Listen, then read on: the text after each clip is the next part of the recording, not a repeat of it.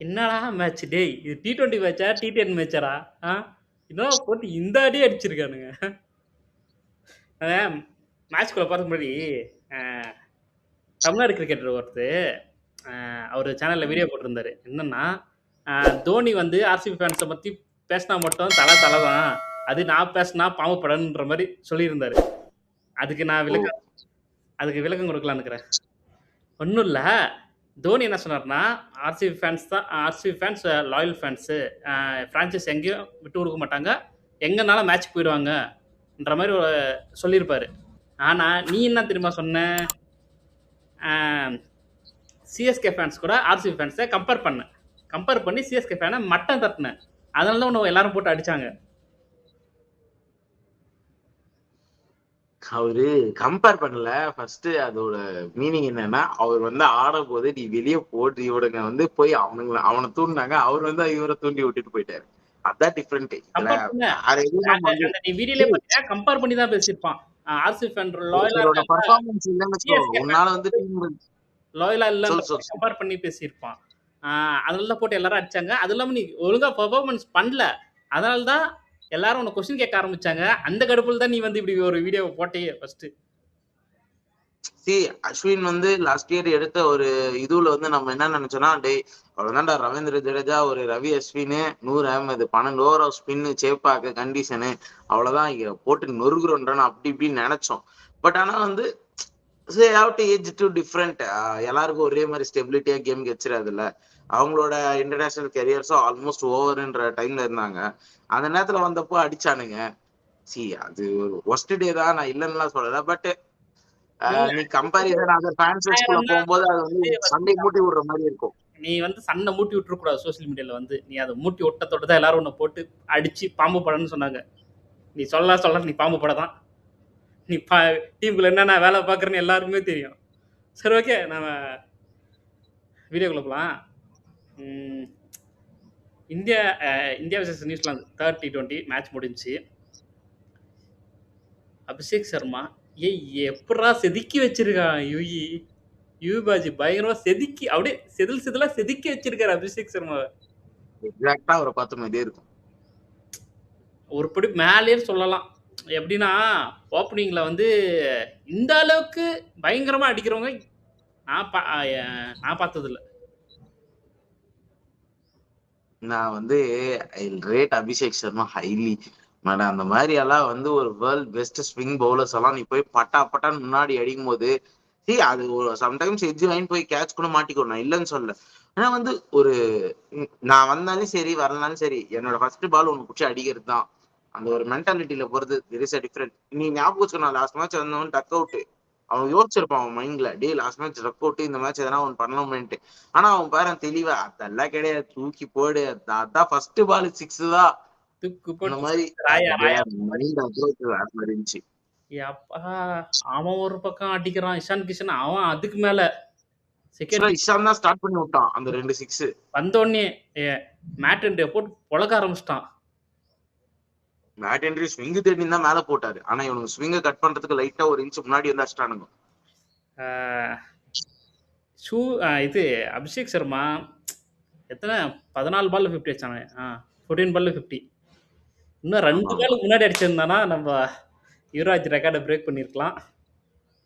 சரி அதுக்கு நம்ம இந்தியாவோட ரெக்கார்டு இந்தியாவே பிரேக் பண்ணி இதெல்லாம் கொஞ்சம் ஒரு மாதிரி இருக்கும். ஆனா அது பிரேக் ரெக்கார்ட்ஸ் ஒரு பக்கம் இருந்தாலையும் ஸ்மாஷ்டு நியூசிலாந்து போலர்ஸ் தான், அதான் அவனுக்கு சொல்ல முடியும். கையும் வரல, காலும் வரல. இவங்க அடிக்கிறத பார்த்துட்டு. அவனுங்களோட full team strength and team இது கிடையாது. ஒரு பக்கம் லாக்கி ஃபர்கூசன் கிடையாது, அண்ட் மைக்கேல் பிரேசல் கிடையாது அவங்களுக்கு. ஆனா மைக்கேல் பிரேசல் இருந்தாலும் இருக்கான். இஸ்ஸாவது நல்லாவே போட்டான். 11ல ஏன் எடுத்துட்டு வரலன்னு தெரியல. சேஞ்சஸ் பண்ணி பிரேசலுக்கு இன்ஜுரி, இந்தியாவோட தேர்ட் ஓடி ஆடும்போது இன்ஜுரி. டேரல் மிச்சர் தான் லாஸ்ட் மேட்ச் கேப்டன்சி பண்ண பார்த்தல. அதனாலதான் Bracewell is not coming to the play. Bracewell வந்தா ஒரு அந்த off spin down the order batting இன்னும் கொஞ்சம் இன்க்ரீஸ் ஆகும். அது ஒரு ப்ராப்ளம் இருக்கு. டேரல் மிச்சல தேவையில்லாம மேல கீழே இறங்கினுங்கிறாங்க. டேரல் மிச்சலும் வந்து இது பண்ற மாதிரி ஸ்மாஷ் பண்றாரு. பட் T20 கிரிக்கெட்டுக்கு அது செட் ஆகுது. ஏன்னா பொறுத்த வரைக்கும் அவங்க என்ன பண்ணணும்னா டேரல் மிச்சல 3 அனுப்பிச்சிடணும் பேசாம. சச்சின் ரவீந்திரா, டெவன் கான்வே யாருன்னா ஒருத்தர் டிராப் பண்ணிடணும். டிம் சைபர் பதிலா ஃபின்னால ஆடலாம். பின்னால இன்னும் வரவே இல்லையா? பின்னால ஆஸ்திரேலியால இருக்காரு, பிபிஎல் ஆடிட்டு இருக்காரு. அதுதான் முன்னாடியே சொல்லி வர வச்சிருக்கலாம் இவனுங்க.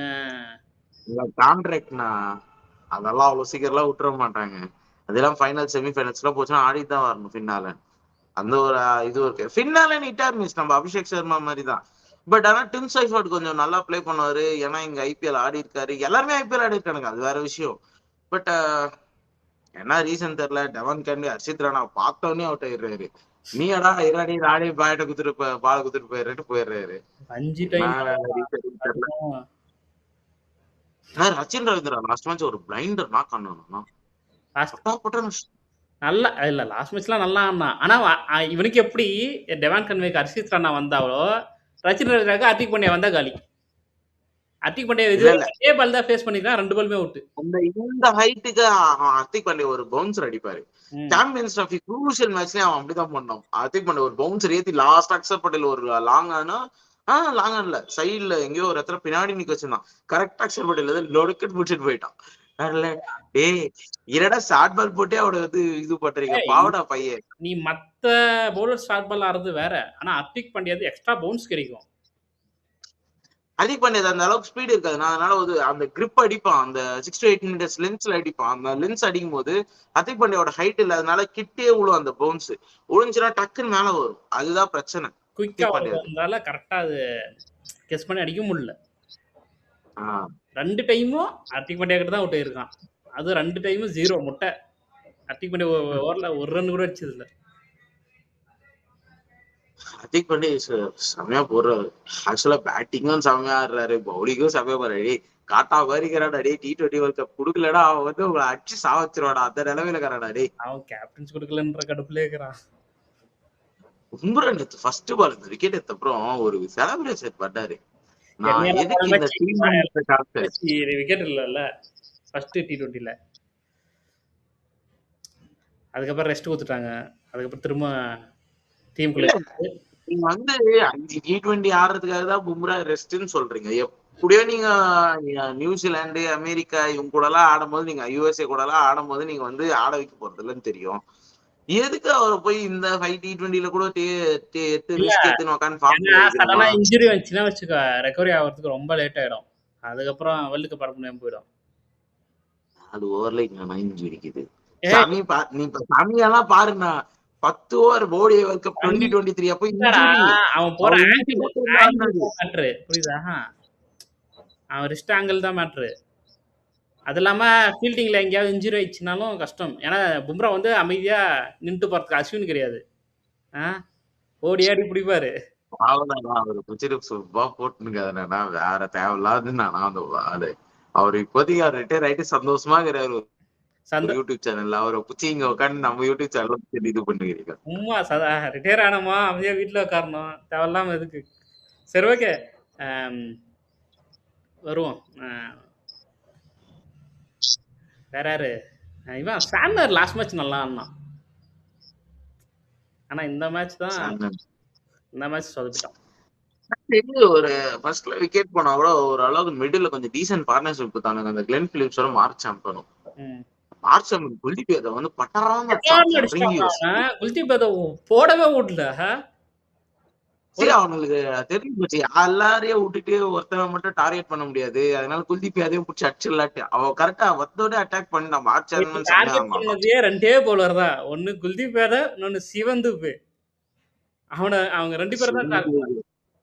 அவங்க 2 பேர் தான் சிவந்துப்பு ஓட்ட ட்ரை பண்ணலாமே தவிர்த்து அவனை பிடிச்சி அவனை போயிட்டு நீ வந்து விக்கெட் எடுக்கணும்ன்றதுக்காக மெயின்ல எல்லாம் போட்டேன்னு வச்சுக்க, அவங்க வந்து இருக்கிற கோவத்துல அவனதான் பிடிச்சி அடிப்பாடுங்க. நீங்க பக்கம் அப்படியே என்னது சிஎஸ்கே ஆல்ரவுண்டர் இருக்கான் பாருங்கடா போட்டு பொழந்தானுங்க. ஆக்சுவலா நீங்க யோசிச்சு பாரு, ஒரு பக்கம் நீ சிவந்துப்பு அவனோட இது அவனை பார்த்தா பூப்பொலி போடுற மாதிரி தான் இருக்கு. ஆனா அவன் போட்ட விக்கெட் எடுக்கிறான் உடனே நீ விக்கெட்டுக்கு அஞ்சுன்னு போக மாட்டியா? நானும் தானே டெஃபினட்டா போவேன்.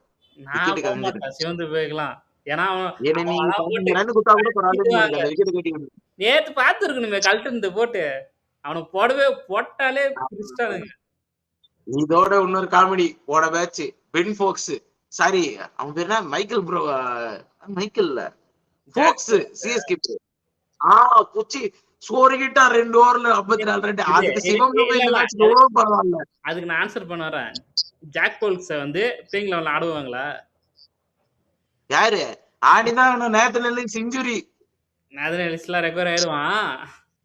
எப்படி ரிகவர் ஆறாரு? T20 வேர்ல்ட் கப்க்கே ரூல்ட் அவுட். சரி, அப்படியே இல்லைனாலும் ஜேமி ஓவர்டன் தான் ஆடுவாங்களே தவிர ஜாக் போல்ஸ் ஆட மாட்டாங்க. என்னவோ புரியலப்பா. நீ சிவம் துபேயோட அப்பாட்ட, ஆனா நீ ஜாக் போக்ஸ் நம்புன்றதெல்லாம் வேற கதை. ஜாக் போல்ஸை நம்புவோன்னு நான் சொல்லல. அவன் பெஞ்சில் தான் கிடப்பான். அவனுக்கு நாங்க பிளேயிங் லெவல்ல எட்டு வர மாட்டோம். சரி, அது சிஎஸ்கே ஸ்குவாட பத்தி பேசும்போது வருவோம்.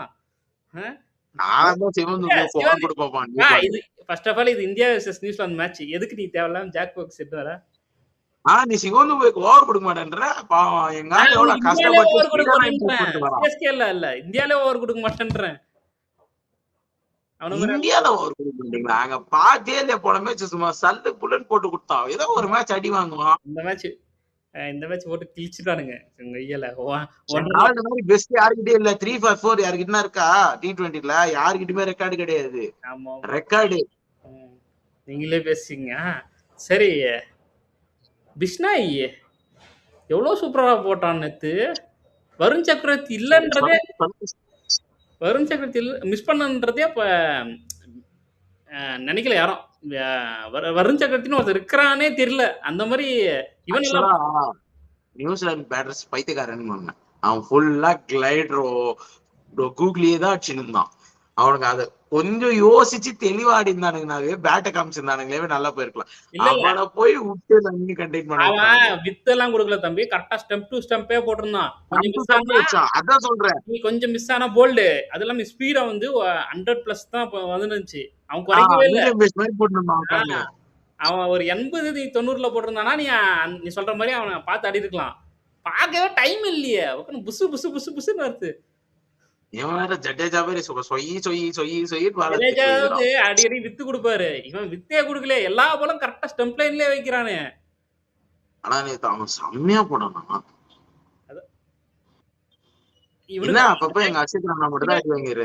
சிவன் துபேவும் குல்தீப் யாதவும் ரன் கொடுத்தானுங்களா? அதுக்கு அடுத்ததே பிஷ்னாயும் பும்ராவும் வச்சு அப்படியே கண்ட்ரோல் பண்ணிட்டானுங்க, அமுக்கிட்டானுங்க. ஆமா, அனுப்புங்கலாம் அவனுங்களை அமுத்திட்டு போனுங்க நியூசிலாந்து. ஏன்னா பிலிப்ஸ் நின்று தானே வந்துட்டு இருப்பான் லாஸ்ட்ல. பிலிப்ஸ் எல்லாம் நின்று செத்துக்குவாங்க நம்ம ஆளுங்க. பிலிப் சிங்கும் இப்ப நார்மலா ரெகுலரா பிளேயிங் லெவல்ல ஆடுறது இல்லை. ஏன் ஆடுறது இல்லைன்னு சுத்தமா தெரியல. அவருக்கு ரெஸ்ட் கொடுத்துருக்காங்க. எதுக்கு ரெஸ்ட்? ஓடிஐல ரெஸ்ட் கொடுக்க வேண்டியது ஓடிஐல ஆடுவாங்க. ஆனா ஹர்ஷித் ராணா மட்டும் எல்லா மேட்சும் ஆடுவான். மத்தவங்க எல்லாம் ரொட்டேட் பண்ணுவானுங்க பவுலர்ஸ். ஆனா ஹர்ஷித் ராணா வந்து குறை சொல்ல முடியாது. பவர் பிளேல செம்மையா போடுறான். ஹர்ஷித் ராணாவே 2 ஃபேஸஸ். சரியா? ஒண்ணு பவர் பிளேல போட்டா பவர் பிளேல நல்லா போடுவான், இல்ல டெப்த்ல போட்டா டெப்த்ல நல்லா போடுவான். நீ பவர் பிளேல குத்து டெப்த்ல குத்துனா இதெல்லாம் ஒரு இடத்துல அடி வாங்கிடுவான் பையன். ஆனா இப்போ பயங்கரமா இம்ப்ரூவ் பண்ணிருக்கான் பவுலிங்கு. இப்ப அவனும் அப்டிக் பண்ணி பவர் பிளேல போடுறதோடு தான் பும்ரா ரொம்ப லேட் ஆயிட்டு வர்றாங்க. ஓகேவா? ஒரே ஓவர் தான் பவர் பிளேல கொடுக்குறாங்க. மிடில் ஓவர்ல ஒரு ஓவர் கொடுத்து டெத்ல 2 வச்சுக்கிறாங்க. ஆனா எனக்கு தெரிஞ்சு இந்த மாதிரி பிளான் எல்லாம் போகவே கூடாதுண்ணா. இன்னும் பொறுத்த வரையும் ஹர்திக் பாண்டியா நீ பிரீமியம் பவுலரா வந்து வச்சுக்க கூடாது. என்ன பொறுத்த வரைக்கும் பிரீமியம் பவுலரா எடுக்க முடியாது. ஹர்ஷ்தீப் சிங் தான் உள்ள இருப்பான்.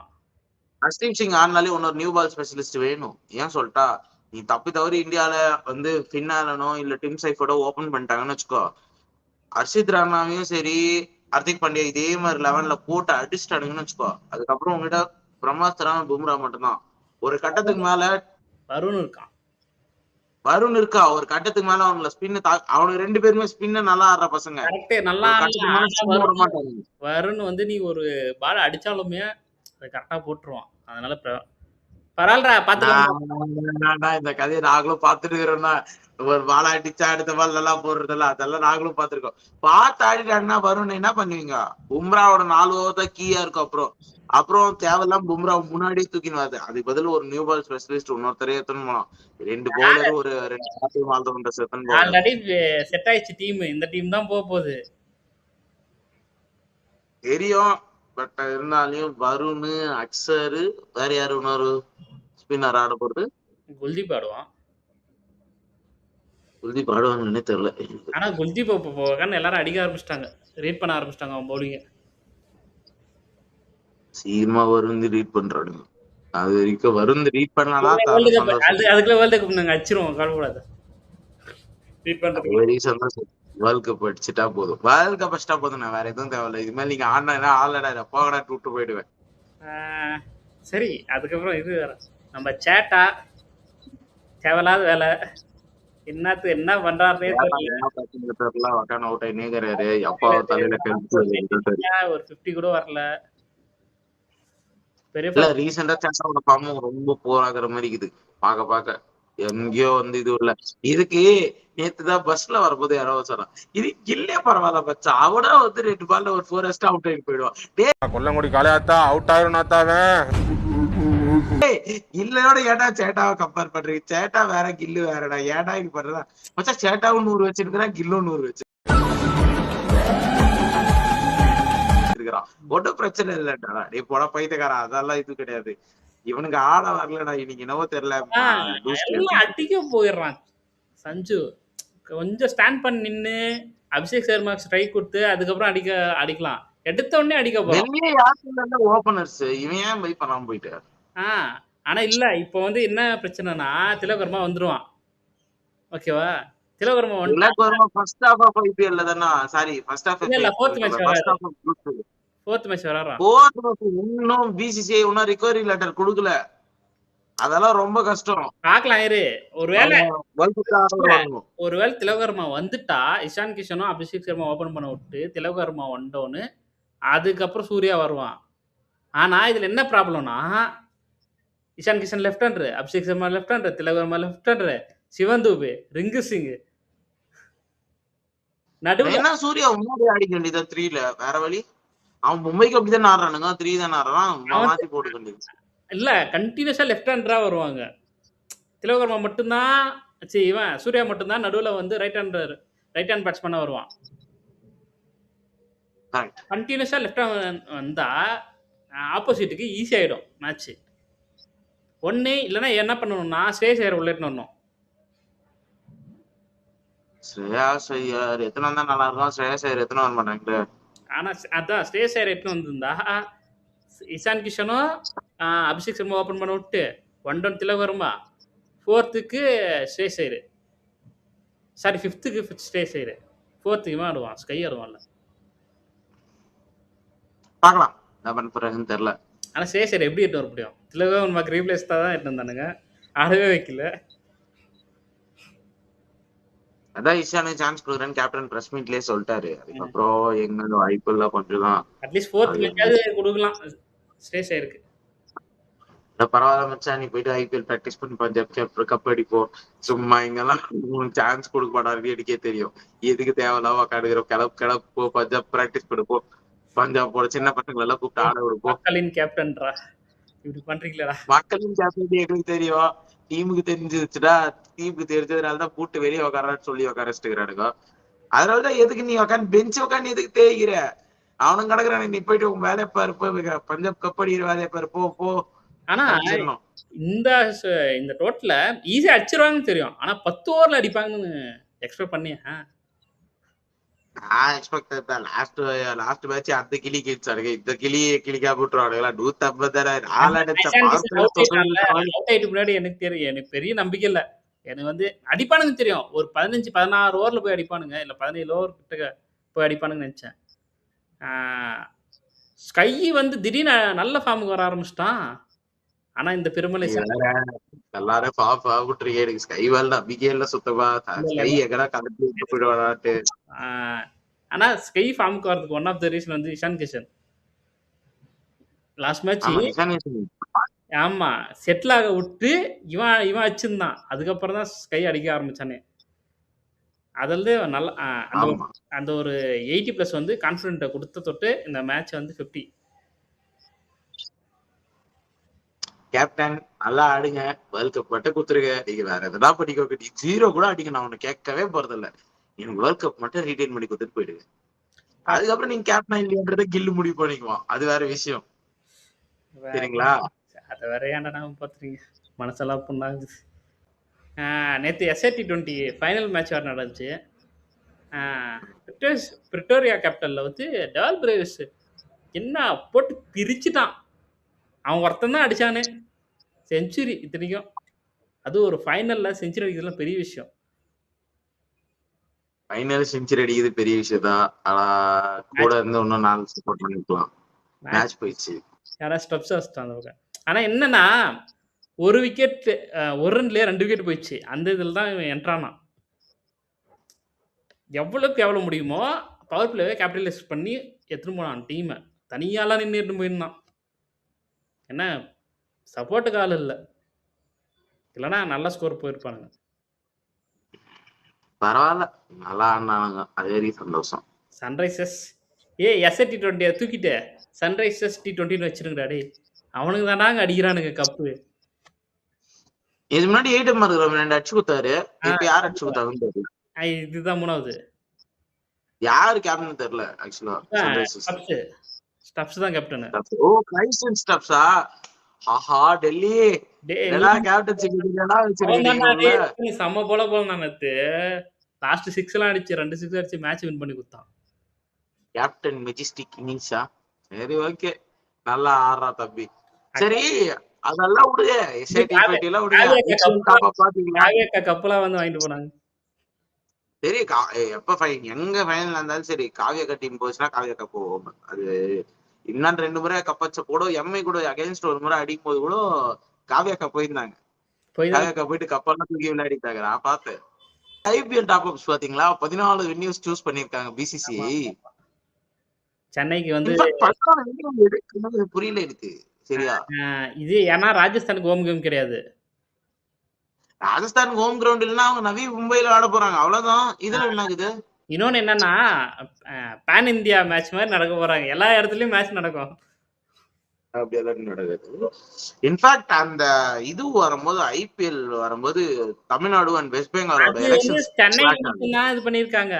ஆனா நிறைய வென்யூ சூஸ் பண்றதுக்கு ரீசனே எல்லா இடத்துலயும் IPL நடக்கணும்ன்றதுக்காக தான். அப்படியெல்லாம் இல்ல, அது கிடையாது. அதுதான் மிகப்பெரிய தவறு. பிரான்சைசி ஒத்துக்க மாட்டானுங்க. நீங்க BCCI எடுக்கிறதா இருந்தா BCCI 4 டீம் போட்டு நீங்க எல்லா இடத்துலயும் ஆடுங்க சாருன்னு. பிரான்சைசி அந்த மாதிரி என்னைக்குமே அந்த தப்பு பண்ண மாட்டாங்க, அவங்க பண்ணவும் கூடாதுன்னு நினைப்பாங்க. எங்களுக்கு தான் ஹோம் கேம் வந்து மிஸ் ஆகுது. பாப்போம். ஏன் அப்படியெல்லாம் ஹோம் கேம் எல்லாம் மிஸ் பண்ண விட மாட்டாங்க? அதெல்லாம் வாய்ப்பே இல்ல ராஜா. இல்ல எலெக்ஷன் வரதால சம் கேம் மிஸ் ஆயிரு. அது ராஞ்சிலயோ அப்படியெல்லாம் கிடையாது. லாஸ்ட் 2021 கர்நாடகா எலெக்ஷன்ஸ் அப்போ என்ன பண்ணாங்கன்னா, RCBயோட அந்த நேரத்துல எலெக்ஷன் பேஸ்ல மட்டும் எல்லாத்தையும் அவே போட்டு லாஸ்ட் 3 மேட்ச் சேர்ந்தாப்புல ஹோம் போட்டாங்க. தெரியல அப்படி எல்லாம் பண்ண மாட்டாங்க. ஏன்னா பிப்ரவரியில தான் எலெக்ஷன்ஸ் இது நோட்டிபிகேஷன் என்ன சூஸ் பண்ணிருக்காங்கனா ராஞ்சி பூனே அதுதான் சூஸ் பண்ணிருக்காங்க. ராஞ்சி பூனே எல்லாம் கன்சிடரே பண்ண மாட்டாங்க. ராஞ்சிக்கெல்லாம் கொடுக்கவே மாட்டாங்க, யாருமே கொடுக்க மாட்டாங்க. யாரு கொடுப்பா ராஞ்சி சொல்லு? CSKக்கு வரும் பாரு ராஞ்சி மேட்ச். ஒரே மேட்ச் கூட போட மாட்டாங்க CSK. எப்படி ஹோம் கிரவுண்ட் விட்டு உங்களுக்கு அவே கிரவுண்ட் தூக்கி கொடுப்பாங்க? ராஞ்சில CSKல சென்னையில நீங்க காசு வாங்கலாம், ராஞ்சி எல்லாம் வாங்க முடியாது. வாங்கலாம். அங்க தோனி இந்த பாரு 7 ஃபார் ரீசன் இதெல்லாம் சொல்ல முடியாது. பிரான்சைசி கிரிக்கெட்ல டப்பு தான் முக்கியம் ஆடுவோம் சரியா. இப்ப தோனி 4 கோடிக்கு ரீட்டைன் பண்ணி சார் ஆடுக்கு சார் கெத்துறதே அந்த காசுக்காக தான் பிரான்சைசில. அதெல்லாம் சும்மா கதை. அவங்க என்ன பண்ணுவாங்கன்னா, தமிழ்நாடு எலெக்ஷன் பேஸ் நடக்கும்போது அதே மேட்சஸ் போட சொல்றாங்க. அதே மேட்ச் போட்டு அப்புறமா வந்து ஷெட்யூல் வரல, ஷெட்யூல் வந்து பாத்துக்கலாம். நான் ஏப்ரல் 10க்குள்ள தமிழ்நாடு எலெக்ஷன்ஸ் முடிஞ்சிரும்னா. அதான்டா, அது என்னடா எவ்வளவு நாள் 2 நாள் நடக்க போதா, அவ்வளவுதான். அது ஒரு பிரச்சனை என்னன்னா, IPL ஷெட்யூல்ஸும் ஒன்னும் ரிலீஸ் ஆகல, எலெக்ஷன்ஸும் ஒன்னும் அனௌன்ஸ் பண்ணல. பிப்ரவரி 2nd வீக்ல தான் எலெக்ஷன்ஸ் அனௌன்ஸ் பண்ண போறாங்க. அப்பதான் IPL-ஓட அதுக்கப்புறம் தான் IPL-ஓட டைம் டேபிள்ஸே வெளியே வரும். அதனால கொஞ்சம் எலெக்ஷன் ஞாபகம் வருது. விசில் விசில் வேற டிவி கேக் வேற குத்துறாங்க. ஏய் மறக்காம போய் விசில் போடுங்கப்பா. இந்த செலிபிரிட்டிஸ்லாம் மேட்ச் ஆடுறாங்களா CCL, அதில் நேற்று வேல்ஸ் சென்னை கிங்ஸ்ல விக்ராந்த் போட்டு செம உரிச்சிட்டாரு நேற்று மேட்ச்ல. மும்பை, அதுவும் மும்பை ஆமா சென்னை. அது என்னது, நீ அது CCL ஃபாலோ பண்ண மாட்டல, உனக்கு தெரியாது. அதனால அதெல்லாம் எப்போ சென்னை ரைனோஸ்னு ஒரு டீம் அப்போ ஸ்டார்டிங்ல 11, 12 நினைக்கிறேன் கப் அடிச்சது. 11, 12 12, 13 கரெக்டா தெரியல. அப்ப கப் அடிச்சானுங்க டீம் சென்னை ரைனோஸ். அதுக்கப்புறம் கப்பே அடிச்சது இல்ல. இந்த மேட்ச் தான் இந்த வருஷம் ஃபைனல் செமிஃபைனல் போயிருக்கானுங்க. அது கர்நாடகா கூட மோத போறானுங்க. ஏன்னா அது ஏன்னா கர்நாடகா சைடு வெயிட். ஏன்னா கிச்சா சுதீப் டீம் அங்க நிச்சயமா வெயிட் ஃபாலோ இருக்கானுங்க. பண்ணுவேன். ஆனா இங்க வந்து விக்ராந்த் தவிர வேற யாருமே இல்ல. விஷ்ணு ஷாலா ஏன் இவனுங்க கொண்டு வரதுலே தெரியல. விஷ்ணு ஷால இருந்திருந்தா டீம் ஸ்ட்ராங்கா இருந்திருக்கும். இதை விட ஓகே அண்டர் 19 மேட்ச் பாத்தியா? நியூசிலாந்து கிட்ட போட்டு நம்ம பிரிச்சு பசங்க போட்டுருந்தானுங்க. கணேஷ் சவுகானா கியான் மல்ஹோத்ரா ஆயுஷ் மாத்திரை ஒரு பிரில்லியன்ட் அந்த ஃபுல் ஷாட்டே வச்சிருந்தா ஒரு 5-6 ஃபுல் ஷாட்டே வச்சா 4 6 ஃபுல் ஷாட். ஃபுல் ஷாட்டே வச்சா வைபவ் ஒரு 40 ரன் அவன் வச்சா தான் அடிக்கிறான்னு தெரியல. தூக்கி தூக்கி அவனுக்கே ஏன்டா போடுறீங்க? பவுன்ஸாவே போடுவீங்களாடா. அவன் தான் அவன் ஆக்சுவலா அந்த ஸ்கோர் கார்டு ஒண்ணு பார்த்தேன். ஆக்சுவலா நம்ம டிவில பாத்துட்டு அப்புறம் தான் அந்த பிரேக்ல தான் போயிட்டு நான் அந்த இது பார்த்தேன் ஹைலைட்ஸ். அப்ப பார்க்கும்போது இவன் நல்லா அடிச்சான். அது இல்லாம சஞ்சு சாம்சன் வேற ஒரு பிளேயர் போட்டு அவன் வேற ஒரு பக்கம் நல்லா ஆடினான். இதுக்கு நியூசிலாந்து அதனால செம்மையா இருந்துச்சு டீம். ஆமா அண்டர் 19 தான் போயிருக்கு. பட் ஆனா ஏசியா கப்பல் தான் ஓட்ட விட்டானுங்க. அண்டர் 19லயே அதெல்லாம் ஞாபகப்பட்டு வராது. பசங்க வேர்ல்ட் கப் எடுத்துட்டு வருவாங்க. பாப்போம். நீ யோசிச்சு பாரு, வேர்ல்ட் கப் எடுத்துறது T20 வேர்ல்ட் கப் எடுத்துறது நம்ம இந்தியால வச்சா எப்படி இருக்கும்? ஒரு ஆட் போட்டிருக்கானுங்களே என்னது இந்த லேடிஸ் உமன்ஸ் டீம் வந்து சொல்ற மாதிரி சஃபாலி வர்மாலாம் சொல்லிட்டு இருந்தாங்க. என்னது நாங்க ஒரு கப்பை ஹோம்க்கு எடுத்துன்னு வந்துட்டோம். ஹோம்ல இருந்து ஒரு கப்பை விட மாட்டோம். பசங்களை விட பொண்ணுங்களை விட பசங்க என்ன கம்மியான்ற மாதிரி ஒரு இது போட்டிருந்தானுங்க. ஆட் போட்டிருந்தாங்க. சரி பாப்போம். அது வேர்ல்டு கப் திரும்ப இங்கே தக்க வைக்க போறானுங்களா இல்ல தாராவாத்து ஆஸ்திரேலியா கொடுக்க போறாங்களா? ஆஸ்திரேலியா யாரா ஆஸ்திரேலியா கொடுக்குறோம்? ஏன் வேற டீ குத்தா கூட கொடுப்போம், ஆஸ்திரேலியா கொடுக்க மாட்டோம். அந்த அளவுக்கு ஏன்னா ஆஸ்திரேலியா தான் ஃபைனல் வரப்போகுது. இவனுங்க எல்லாம் எதுக்கு வரானுங்க வேர்ல்ட் கப்? இந்த பங்களாதேஷ் பாய்காட் பண்ண மாதிரி அவனுங்களும் பாய்காட் பண்ணிட்டு போனா நம்ம வேர்ல்ட் கப் நம்மளுக்கேன்னு சொல்லிட்டு போலாம். இன்னொன்னு சரி நடந்துச்சுல, பங்களாதேஷ் பாய்காட் பண்ணாலும் ஸ்காட்லாந்து உள்ள வந்துட்டானுங்க. அது ஓகே. ஆனா இப்ப பாகிஸ்தான் ஆடுமா ஆடாதான்னு இப்ப கொஸ்டின்ல இருக்கு. பாகிஸ்தான்ல நாங்க இந்தியால கூப்பிட்டு வச்சு ஆடுறோம். நீங்க வந்து பிரேமதாசால் ஆடி கொடுத்துட்டு போ, அவ்வளவுதான் உங்க கேம். பங்களாதேஷ்க்கு சப்போர்ட் பண்ண ஒரே கண்ட்ரி அவங்க மட்டும்தான், பாகிஸ்தான். சார் நீங்க சப்போர்ட் பண்ணீங்கன்னா நீங்களும் லெஃப்ட் ஆகணும் சார், வேற வழி இல்ல சார். ஆனா பாகிஸ்தான் லெஃப்ட் ஆயிடுச்சுன்னு வச்சுக்கோ, என்னென்ன ப்ராப்ளம் வரும்னா பிஎஸ்எல்க்கு எந்த பிளேயரும் போக மாட்டானுங்க. இன்டர்நேஷனல் கண்டிப்பா போகும். பாகிஸ்தானுக்கு இன்டர்நேஷனல் மேட்சே கிடைக்காது. வீட்டுல உட்காந்து மிச்சர் தான் சாப்பிடுவோம். பங்களாதேஷ் வந்து திமிருனால பண்ணுது அது.